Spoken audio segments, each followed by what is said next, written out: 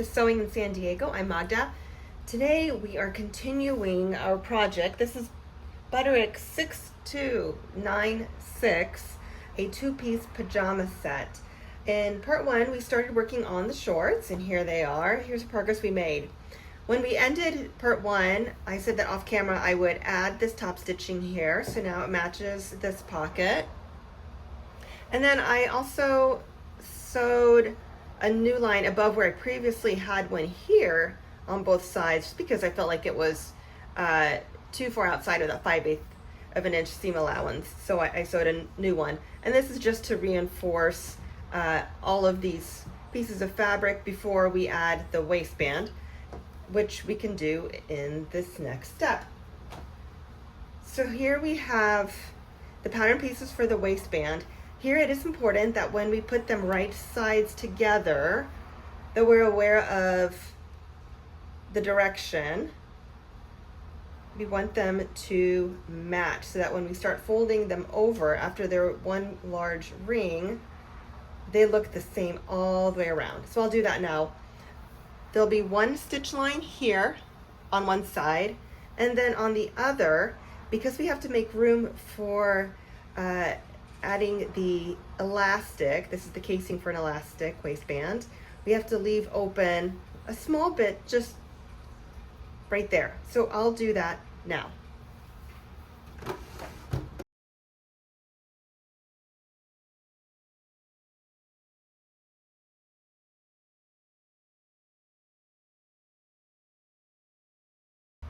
Before I stitch together the pieces where the elastic will go in, I wanted to walk you through how I'm thinking through this. So once it's sewn together here, picture this. This will be the outside of the waistband here. This is the inside. You want to make sure that the outside is directional, so up is up, where on the inside it'll be upside down. If your pattern, your print has direction. And so you want that hole for the casing to be on the inside. So in this case, it'll be here. I'll want this portion to be sewn shut, and I'll leave that gap right here because this will become the inside of that waistband. And yes, I mark notches and I'm kind of ignoring them. I'll do this sort of from memory, but think about how the final waistband will look.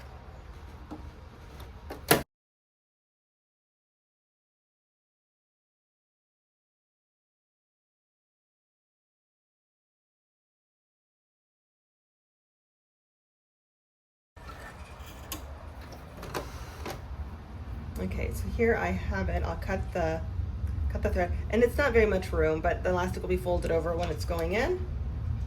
I'll clean this up because we double backed. I'm sure this will not unravel. And then I'll take it to my iron and give it a good press. Now these edges here I will not finish. They're going to be tucked inside the casing. So I'll just iron them flat like this, and then that way when they're folded over it will reduce bulk, and I will do this on both sides. All right, we've got a waistband, and I went ahead and pressed this fold down as well so it's nice and clean. And you can see on one of these, here it is, there's that opening where we'll sneak in the elastic. But before we do that, we will go around and just do a quick stitch around here to keep these together. That way they'll be less fiddly. This waistband will be less fiddly when we get to the next step of attaching it to the shorts. I'll skip pinning again and just get right into it.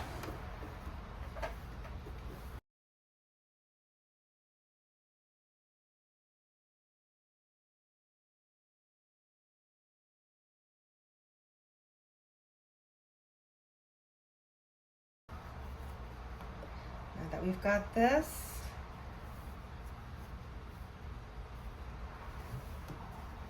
I will pin, and I'll do the pinning off camera It's not a very exciting step. And then also, I'll do the attaching. The waistband to the shorts. Let's connect the shorts to the waistband. Here I'll use a 5/8 of an inch seam allowance. So all of these stitches that we made when connecting just the folded over part of the waistband will be hidden and possibly even removed in the next step. Here we go.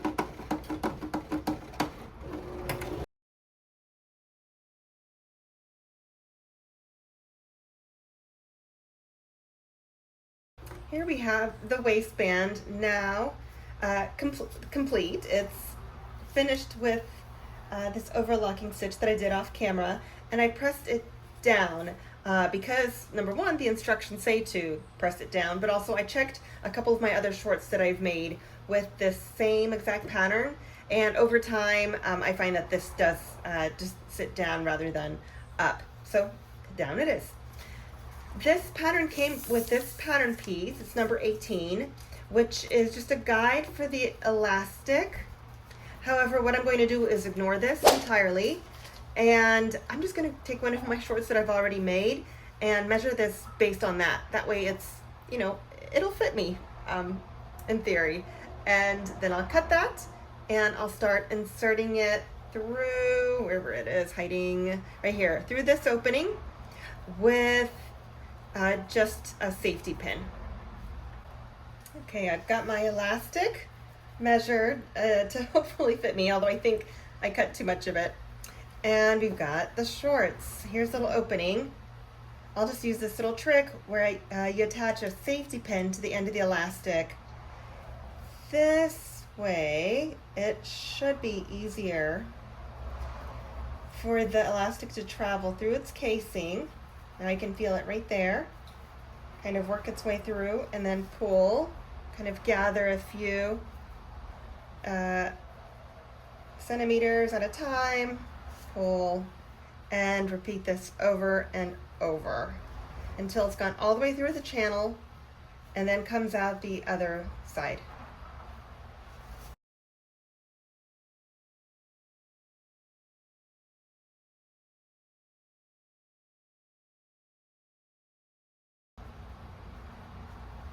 Okay, here it is.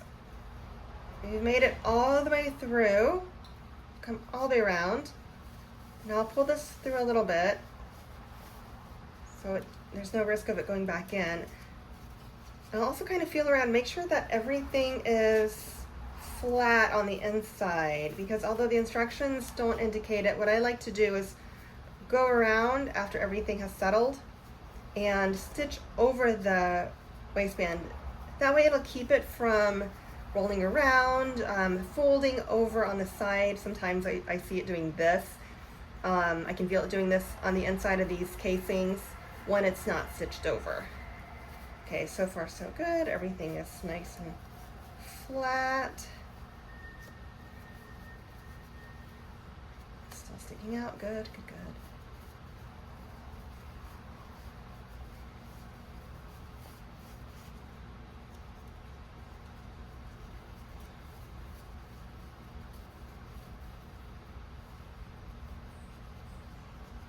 Okay, it's flat. There it is. Okay. So now I've got everything here. I want this to be stitched together so that it doesn't, you know, stick out or become baggy on the inside. So since I know that this has gone all the way around flat like this, I will safety pin this together with a little bit of overlap.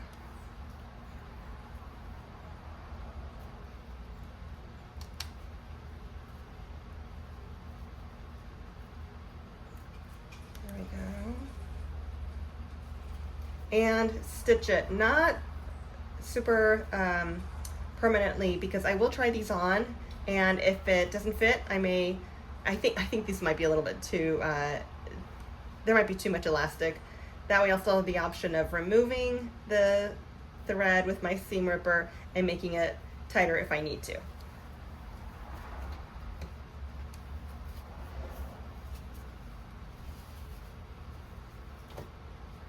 And this is super fiddly.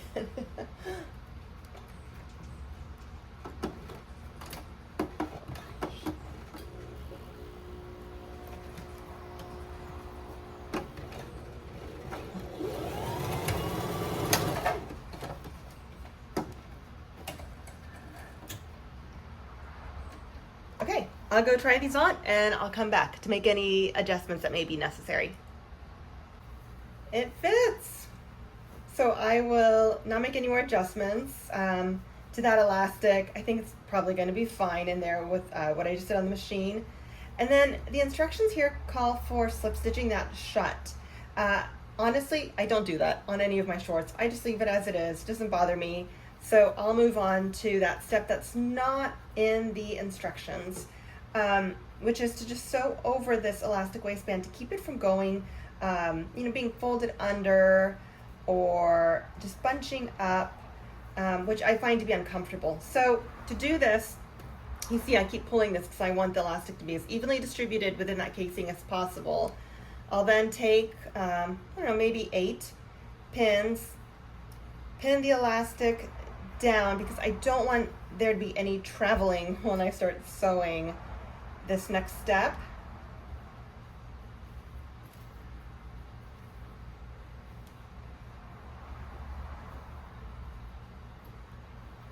So I do the opposite sides, and then within that 4 more pins.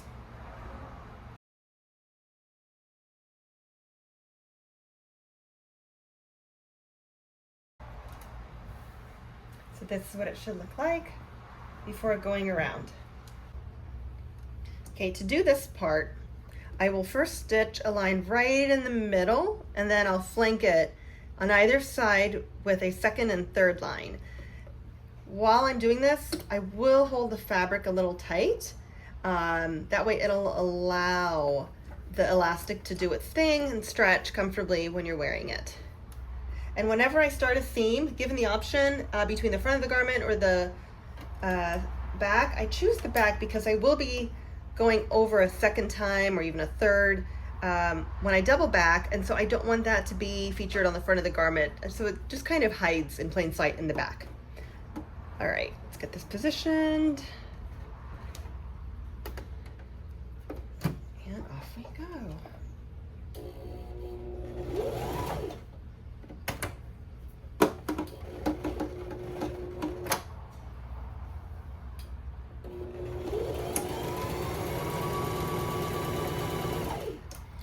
While I'm doing this, I'm trying to keep the edge of the waistband right there, even in one spot, just so when I'm going around, I have a very even line.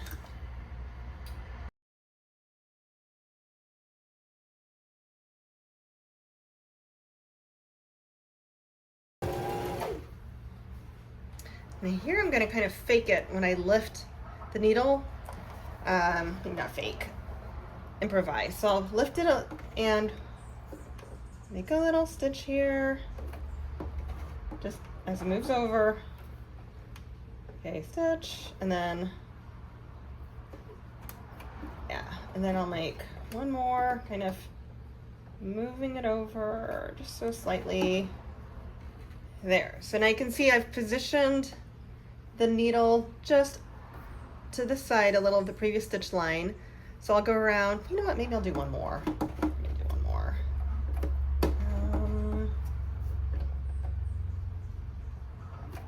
Give a little bit more space here. There. Okay, so now I just have to make note of kind of where the edge of that fabric is, go around a second time, and then I'll do it again, but moving over to this side of things on the third go around. Here we go. I hope I have enough bobbin thread to last.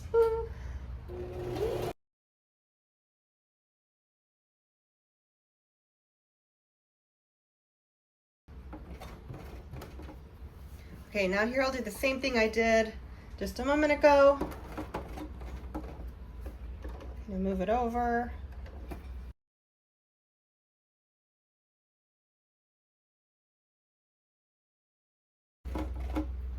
Just a little bit more. Let's see, that looks about right. Okay, so then I'll be using now this line as my marker, my visual marker as I'm going down to do the third round.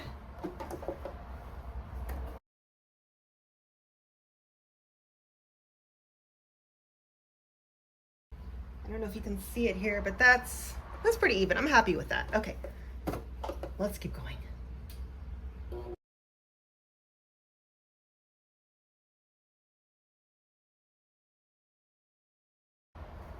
Okay, I ran out of bobbin thread, so I'll take care of that and I'll be right back.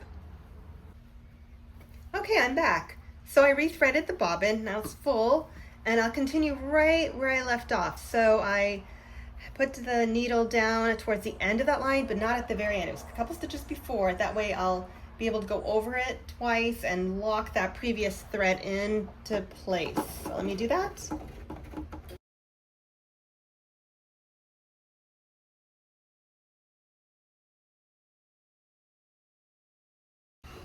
Here we go.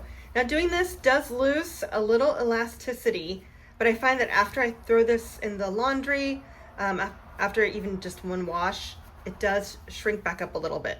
So it'll still fit afterwards. Let me clean this up and then we'll move on to the bias tape piping and the bottom cuffs.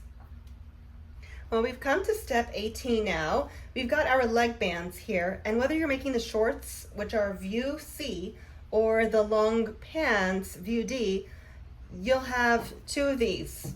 And they're either pattern pieces 19 or 20, depending on the length of your pajama pants or shorts. So we'll take these, stitch them right here. I'll take them to the ironing board. I'll press them open like I did with the waistband, and then fold them in half. And that will then, I'll have to be careful here to make sure that I have the outside of both of the leg bands correctly placed so that the H and M for Haunted Mansion are placed correctly. So like this, just like we thought through this in the waistband, I'll be mindful of it when doing the leg bands. I put the front of my machine back on now that I'm done with the waistband business, and off we go.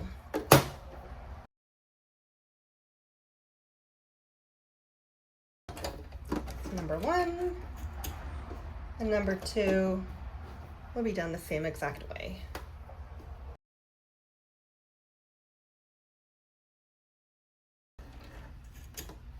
Okay, I'll press them open, fold them in half, and I'll be right back.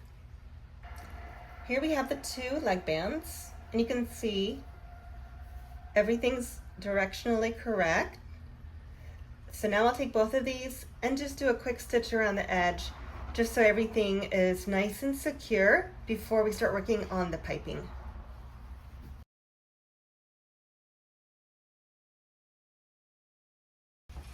There they are.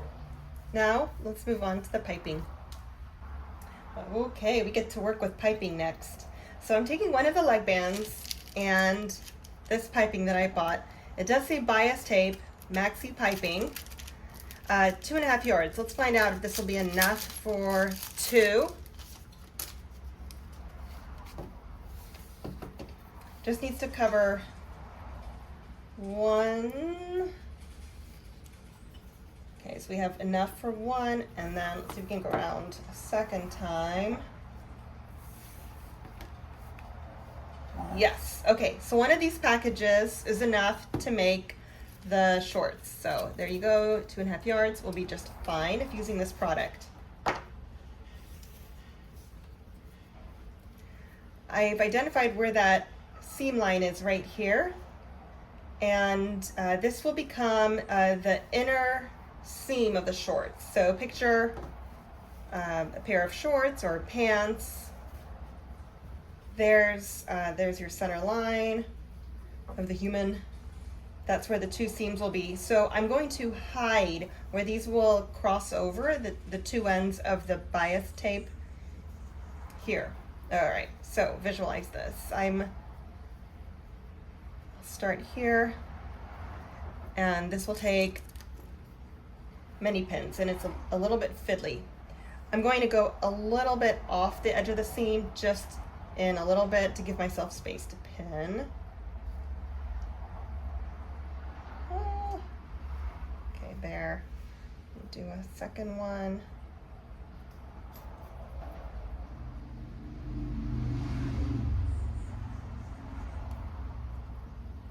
Now I'll come back to where I just started it. There's my seam line.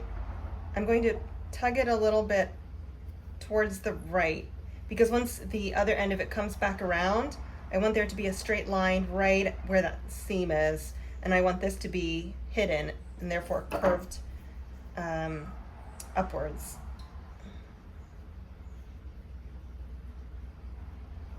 And again, this is super fiddly, and I have stuck myself with pins so many times working with piping or bias tape when doing this process.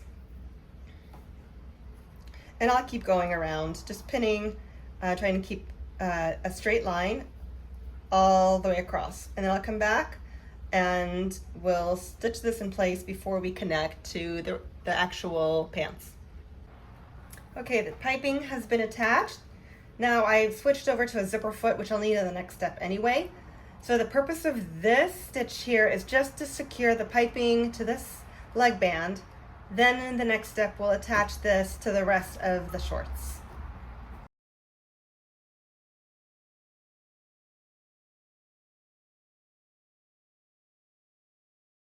All right, I attached this band to the shorts with pins going all the way around. And now I put my needle right up against this piping here, and I'll stitch with the zipper foot, maintaining super close contact so that we have a super clean finish at the end. And I'll skip this and I'll meet you on the other side. I'm coming up on the end of this process. So here again, I'm kind of pushing this piping towards the zipper foot to make sure that the needle continues to go in right along that edge. Okay, that's good.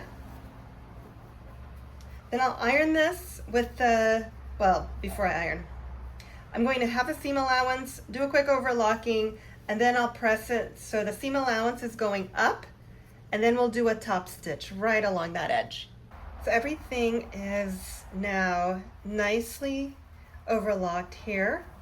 I pressed this seam allowance up and then gave this fabric a press, so you can see I was able to make up for where I felt like this stitch line didn't come close enough to the piping. So now that I want to add some stitching here just to hold everything in place, I have my zipper foot down and I made adjustments so that I have the thread going down, the needle and the thread just a little bit away, maybe 2 millimeters away from where the piping is. So I'll start now and we'll see how it looks.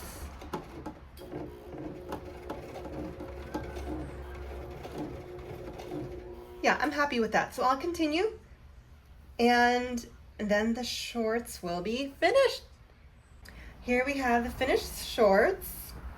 You can see elastic, pockets with all the top stitching, the neat piping, and you can see how the inside turned out as well.